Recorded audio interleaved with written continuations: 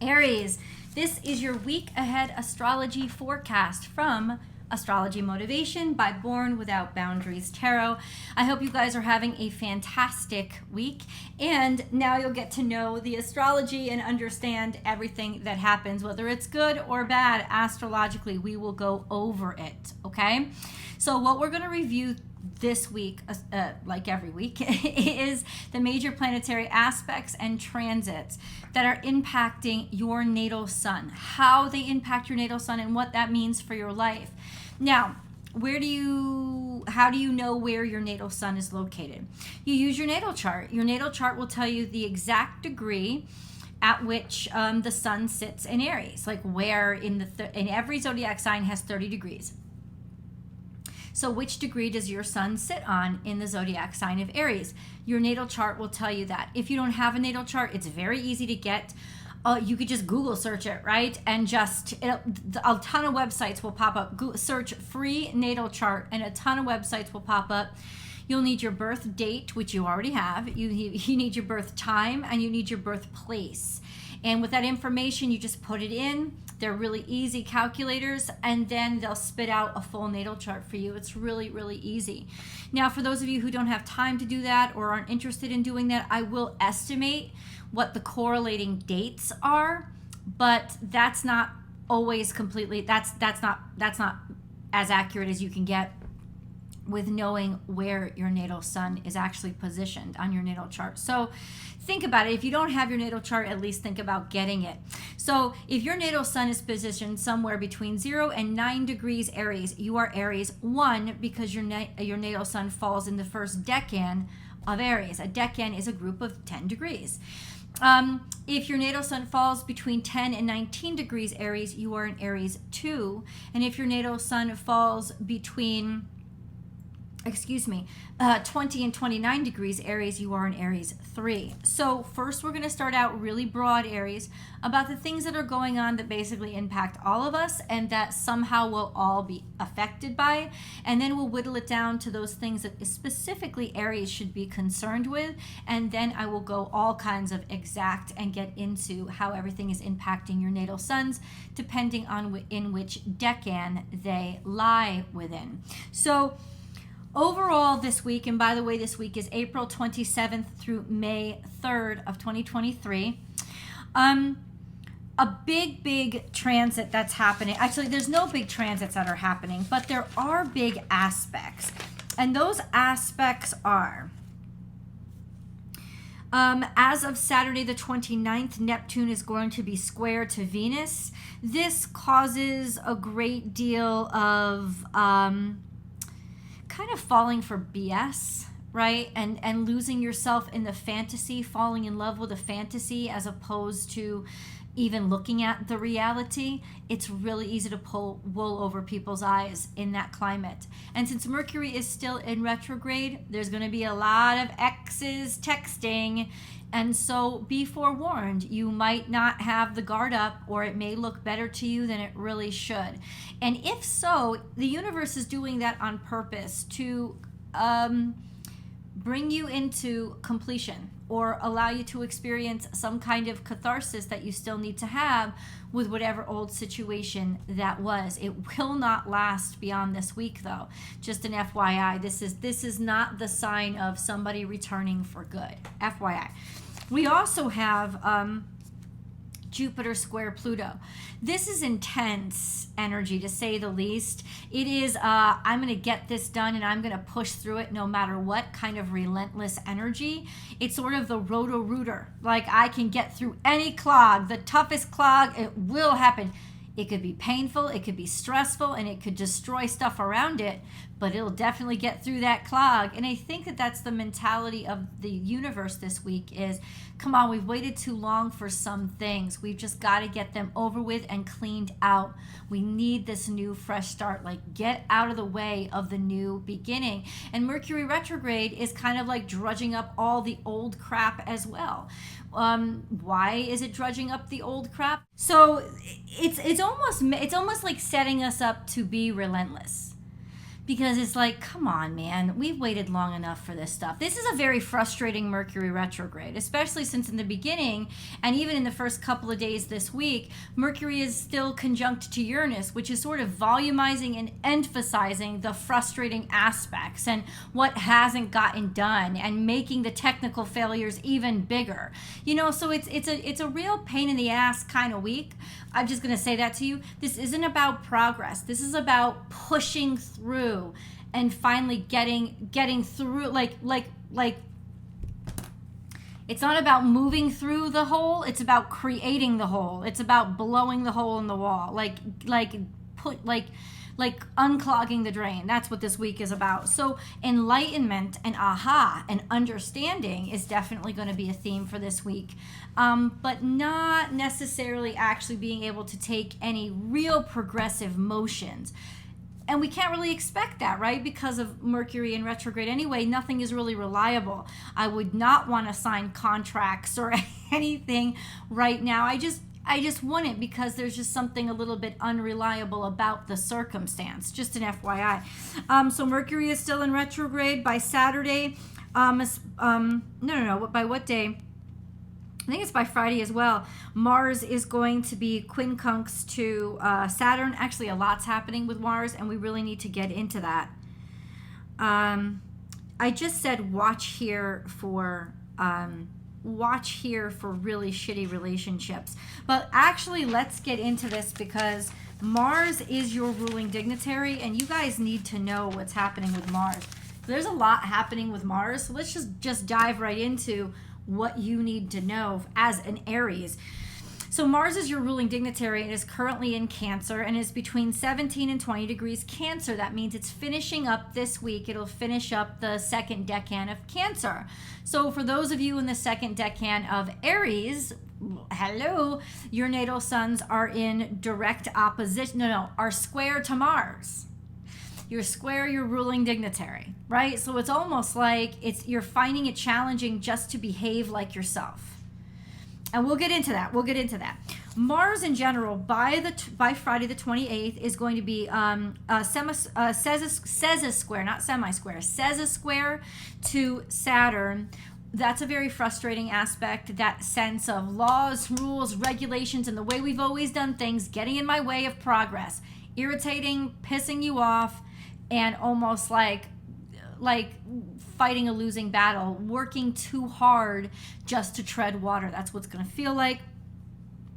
By the 2nd of May, which is at the very end of this week, Mars is going to be trine to Neptune, but it's going to be trine to Neptune.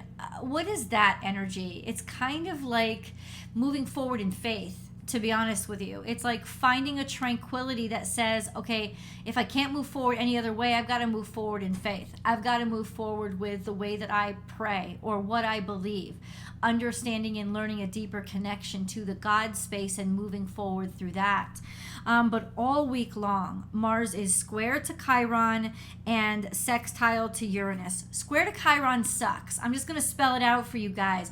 It's all about pain, and you got to watch out for injuries when Mars is square to Chiron, especially you guys who are, and because Chiron is in Aries and Mars is your ruling dignitary. So just please watch out. Do not try to push yourself or try much that's new, because injury is, I'm not going to say likely, but it's more likely than it normally is, especially physical injury, because Chiron is, after all, in Aries. Chiron is actually in the second decan of Aries, so especially for you guys, watch out in particular for physical injury by trying to push yourself too hard or prove yourself too much. And then that sextile to Uranus, Mars sextile to Uranus, I'm telling you right now, everything that's happening is for us to get insight on how we need to move forward, or what changes we need to make, and how we need to think differently about the motions and actions that we take. Very, very important, especially when Mars is in Cancer. Movement in Cancer kind of sidewinds. It doesn't take a straight path. So ultimately, this is saying, yeah, that's probably for the better. The meandering path is probably for the better, because there's rock slides on the main path. that kind of energy. So that's what Mars is experiencing all week. Let's go into the decans now. So Aries 1, if you are at the very cusp, so the cusp between Aries and Pisces, your natal suns are sextile to Pluto, and this is long term. So this is definitely like being having a lot of fortitude and deciding that you're going to do something and doing it and actually making it happen. And this is actually a very positive aspect to have to Pluto, and you'll have it for a couple of years. So you guys are going to be getting shit done. And nothing's really going to stop you or get in your way. I love a good sextile to Pluto. This is a wonderful thing to have. Your natal suns are also, if you are on the very cusp, you are, which is the earliest days of Aries season. So that would be, what the heck? Definitely March Aries. Definitely March Aries. We're probably like March 21st, 22nd, 23rd, maybe. Excuse me. Your natal suns are also conjunct to Neptune. That means you got a lot of creativity there. And with that sextile to Pluto and conjunction to Neptune, honestly, there is not anything that you won't be able to figure out or push through. You just, I mean, it's actually it's a good time for you, and it's a long term. These are both long term aspects. Pluto and Neptune, both of these motherfuckers are gonna be where they are for years. So it's a sense of, yeah, this is real good juju for you to like move forward and get stuff done, and always be able to be creative enough to know how to get to the next step and make a lot of progress. Also reconnecting to God and finding your faith in God and reconnecting to your soul purpose. So it could be that it's almost like God is starting to move you. So that's where your creativity is coming from. And you may, over these next couple of years, find that you don't want what you used to want, but the things that are available to you or in front of you are more exciting than you could have ever even imagined. So this is kind of, I think, a beautiful time for you guys. Nothing in particular is happening this week to you guys, but believe me, I'm sure it'll come around. For Aries 2, so those of you whose natal sun is in the second decan of Aries, you guys, your natal suns are conjunct to Chiron. And this is finding your purpose through the pain and suffering that you've been through, and figuring out what to do with it, and having it kind of inspire you and motivate you, and finding your purpose through pain, sorrow, and suffering, and those tough lessons, but definitely like becoming stronger because of them. This has been going on for a while for you guys, so that is actually nothing new.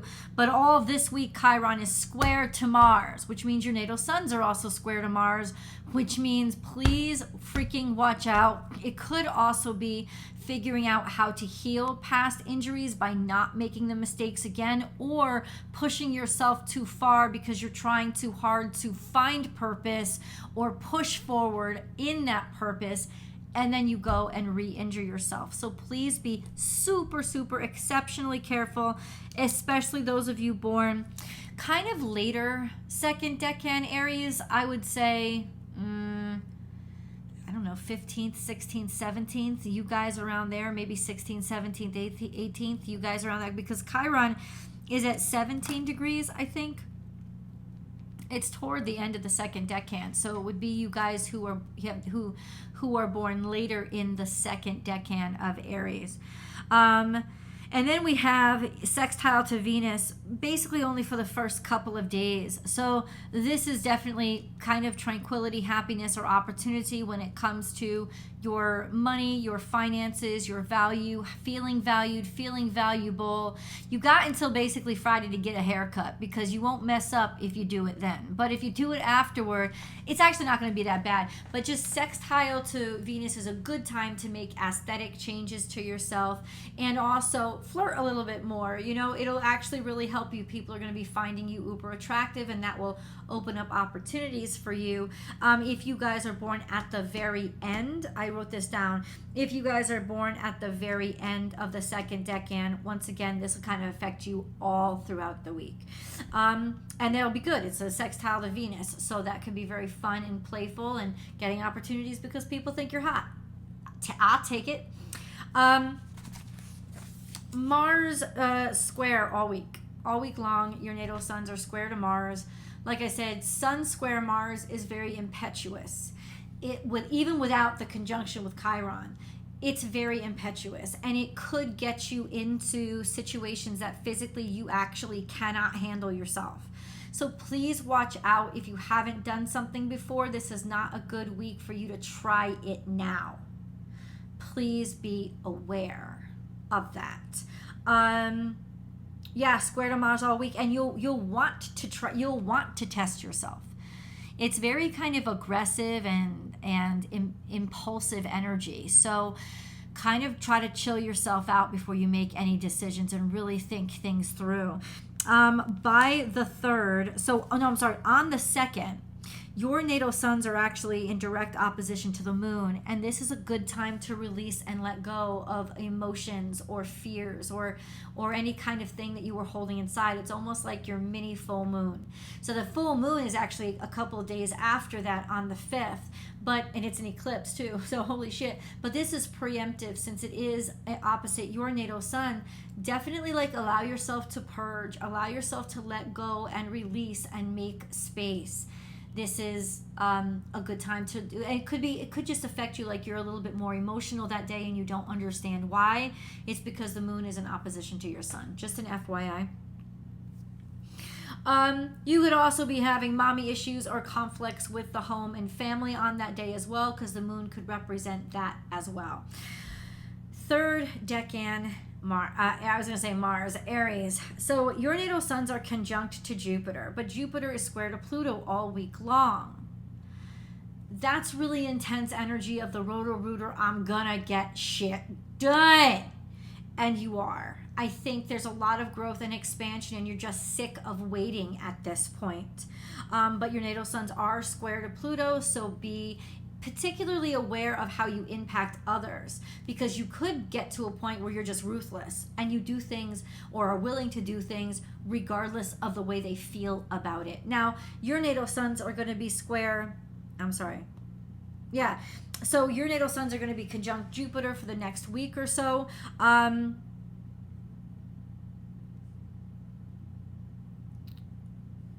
on a second. Your natal suns are going to be square to Pluto long term. But Jupiter volumizes it. Now, some of you, especially those of you born at the very end of Aries, your natal suns have been square to Jupiter. So this has been a pretty intense and forthright time for you. And maybe that's why you've been off-putting to people, because a lot of times that's how you impact people. People know you're going to get ruthless with this shit, so they may not even trust you. I'm just letting you know that could be why it's happening. But you've been dealing with that for a while and will for the next couple of years. It's Jupiter sitting right on top that is exacerbating all of this. And so there could be more conflicts than usual for the next week or so. Be aware of that. And it's usually because of the way that you're coming across, of how forthright you are, and really just dialing it back and listening more and responding, as opposed to pushing and aggressing or taking on the offense, is probably the best strategy for you. And definitely stay away from being ruthless or doing something at the extent of losing everything. It's not a good look, man. And that could really, especially with Pluto, fuck up things permanently. FYI. Try to stay away from the extremes, I guess is what I'm saying. But this week and into next, it's because of Jupiter, it's making it even more, it's making it worse. It's intensifying it, FYI. You guys, by most of the week, so after Friday, your natal suns are going to be sextile Venus. So this is actually kind of helpful. So you don't have to be aggressive or go on the offensive, because when your natal suns are sextile to Venus, people just come to you. You're attractive. You know what I'm saying? You're looking good. You're feeling good. It is a good time to get a haircut or make any kind of aesthetic changes to your space or your person that you want, because it'll come out like the best, and this is something to enjoy for the next week. It is on the 3rd that your natal suns are going to be opposite to the moon. So this is a good time for you guys to release and let go. Allow that catharsis and that purge to happen to you. This is a really good time. Preemptively, you're just 2 days away from that full moon eclipse where you're gonna let go whether you want to or not. So like, this is a good time to like just start releasing and start letting go. Kind of very, very important energy for you to be aware of. I hope this has helped you somehow, Aries. Please feel free to leave your comments below. You know I love to know. Give this video a thumbs up if you really liked it, and share it on your social media if you really loved it. Don't forget to subscribe to the channel if you have not done so already. And come on over and check me out over on Born Without Boundaries Tarot for your week ahead tarot card reading. I love you guys, and I'll see you next week. Bye, Aries.